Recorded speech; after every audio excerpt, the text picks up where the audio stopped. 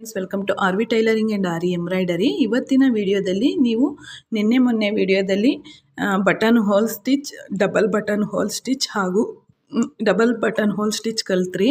ಈ ವಿಡಿಯೋದಲ್ಲಿ ನಾನು ವೇವ್ಡ್ ಬಟನ್ ಹೋಲ್ ಸ್ಟಿಚ್ ಅಂತ ತೋರಿಸ್ಕೊಡ್ತಿದ್ದೀನಿ. ಇದನ್ನು ನೋಡಿದ್ರೆ ಅಲೆಗಳ ರೀತಿ ಇರುತ್ತೆ, ಅದನ್ನು ಹೇಗೆ ಮಾಡೋದು ಅಂತ ಈಗ ನೋಡೋಣ.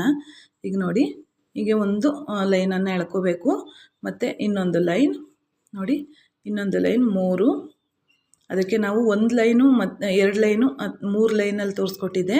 ಈಗ ನಾನು ಇದಕ್ಕೆ 5 ಲೈನಲ್ಲಿ ತೋರಿಸ್ಕೊಡ್ತಿದ್ದೀನಿ. ನೋಡಿ, 5 ಲೈನ್ಸ್ ಬಂತು. ಇದಕ್ಕೆ ನಂಬರ್ ಕೊಡೋಣ, 1 2 3 4 5. ನೋಡಿ, 5 ಆಯ್ತಲ್ವ.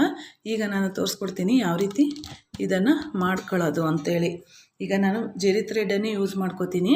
ನೀವು ಜೆರಿ ಥ್ರೆಡಲ್ಲೇ ಪ್ರಾಕ್ಟೀಸನ್ನು ಮಾಡ್ಕೊಳ್ಳಿ. ಫಸ್ಟು ಕಲಿಯುವಾಗ ತುಂಬಾ ಈಸಿಯಾಗಿ ಬರಬೇಕು ಅಂತಂದರೆ ನೀವು ಜೆರಿ ಥ್ರೆಡನ್ನೇ ಯೂಸ್ ಮಾಡ್ಕೋಬೇಕಾಗತ್ತೆ. ನೋಡಿ, ಈಗ ಈ ಡಿಸೈನನ್ನು ನಾನು ಜೆರಿ ಥ್ರೆಡಲ್ಲೇ ತೋರಿಸ್ಕೊಡ್ತೀನಿ. ಯಾಕೆಂದರೆ ಈಗ ಹಿಂದಿನ ವೀಡಿಯೋದಲ್ಲಿ ಈಗಾಗಲೇ ನಾನು ಜೆರಿ ಥ್ರೆಡ್ಡು ಹಾಗೂ ಸಿಲ್ಕ್ ಥ್ರೆಡ್ಡಲ್ಲಿ 2 ಥ್ರೆಡ್ಡಲ್ಲಿ ನಾನು ತೋರಿಸ್ಕೊಟ್ಟಿರೋದ್ರಿಂದ ಈಗ ಇದರಲ್ಲಿ ತೋರಿಸ್ತೀನಿ. ನಿಮ್ಗೆ ಗೊತ್ತಾಗಿಲ್ಲ ನಮಗೆ ಸಿಲ್ಕ್ ಥ್ರೆಡ್ಡಲ್ಲಿ ಬೇಕು ಅಂತ ಏನಾದರೂ ಅನಿಸಿದ್ರೆ ಕಮೆಂಟಲ್ಲಿ ನೀವು ತಿಳಿಸ್ಬೋದು, ನಾನು ತೋರಿಸ್ಕೊಡ್ತೀನಿ. ಈಗ ನಾವು ಟುಲಿಪ್ ಅನ್ನೋದನ್ನು ಮುಂದೆ ಇಡ್ಕೋಬೇಕು.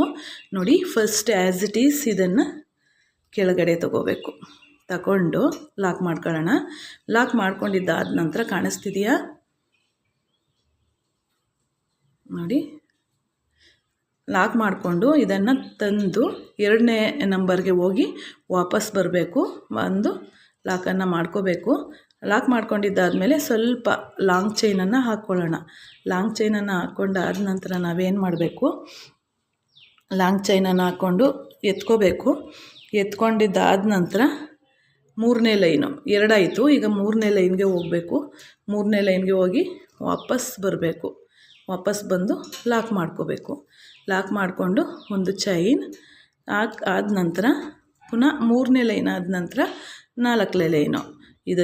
ಇದು ಒಂದು ಅಲೆ ರೀತಿ ಕಾಣೋದ್ರಿಂದ ನಾವು ಇದಕ್ಕೆ ವೇವ್ಡ್ ಸ್ಟಿಚ್ ಅಂತ ಕರಿತೀವಿ.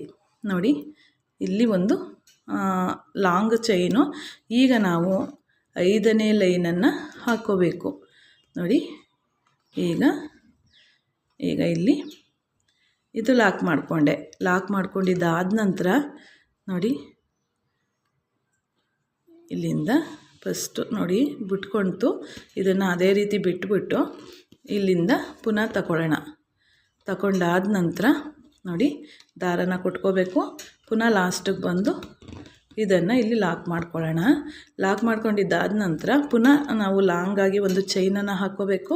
ಹಾಕ್ಕೊಂಡು ಈಗ ಇಲ್ಲಿ ಏನು ಮಾಡಬೇಕು ನೋಡಿ, ಇಲ್ಲಿಂದ ಈ ರೀತಿ ಹೋಗಿದೆ ಅಂದಮೇಲೆ ಇಲ್ಲೂ ಅದೇ ರೀತಿ ಕೌಂಟಲ್ಲಿ ಮತ್ತು ಆರ್ಡರಲ್ಲಿ ಕೆಳಗೆ ಬರಬೇಕಾಗತ್ತೆ.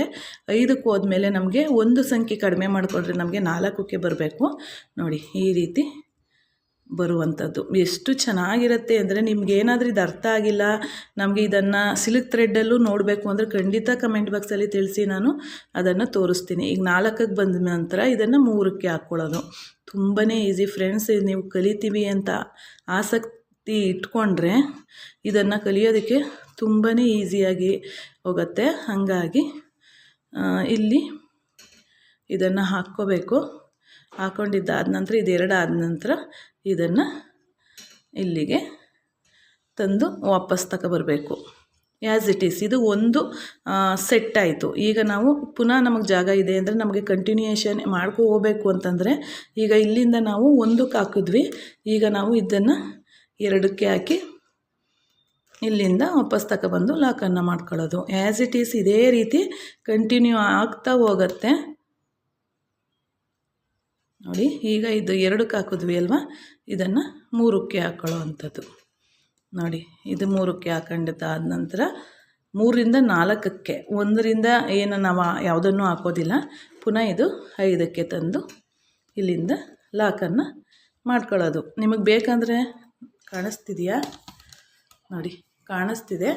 ಈಗ ಇಲ್ಲಿ ಇದನ್ನು ಲಾಕನ್ನು ಮಾಡ್ಕೊಳ್ಳುವಂಥದ್ದು ತುಂಬ ಈಸಿಯಾಗಿರುವಂಥ ಡಿಸೈನ್ಗಳು.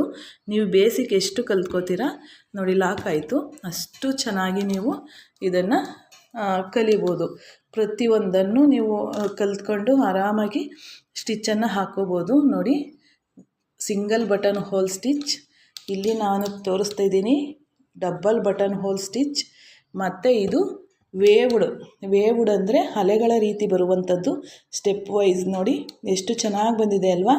ಈ ರೀತಿ ಬರುವಂಥದ್ದು ನಿಮಗೆ ತುಂಬಾ ಈಸಿಯಾಗಿ ಬರುತ್ತೆ. ಇದನ್ನು ನೀವು ಸಿಲ್ಕ್ ಥ್ರೆಡ್ಡಲ್ಲೂ ನೋಡಬೇಕು ಅನಿಸಿದ್ರೆ ಖಂಡಿತ ಕಮೆಂಟ್ ಬಾಕ್ಸಲ್ಲಿ ತಿಳಿಸಿ. ಖಂಡಿತವಾಗ್ಲೂ ನಾನು ಸಿಲ್ಕ್ ಥ್ರೆಡ್ಡಲ್ಲೂ ಹೇಳ್ಕೊಡ್ತೀನಿ. ಹಾಗಿದ್ರೆ ಈ ವಿಡಿಯೋ ಅರ್ಥ ಆಗಿದೆ ಅಂತ ಅಂದ್ಕೊಂಡಿದ್ದೀನಿ. ಇಲ್ಲಿಗೆ ಈ ವಿಡಿಯೋನ ಮುಗಿಸೋಣ. ತುಂಬಾ ಚೆನ್ನಾಗಿ ಬಂದಿದೆ ಫ್ರೆಂಡ್ಸ್, ನೋಡಿ ನೀವು ಕಲೀರಿ, ತುಂಬಾ ಈಸಿಯಾಗಿ ಬರುತ್ತೆ ಇದು ಅಂತ ಹೇಳ್ತಾ ಇಲ್ಲಿಗೆ ಈ ವಿಡಿಯೋನ ಮುಗಿಸ್ತಿದ್ದೀನಿ. ಧನ್ಯವಾದಗಳು friends. Thank you for watching.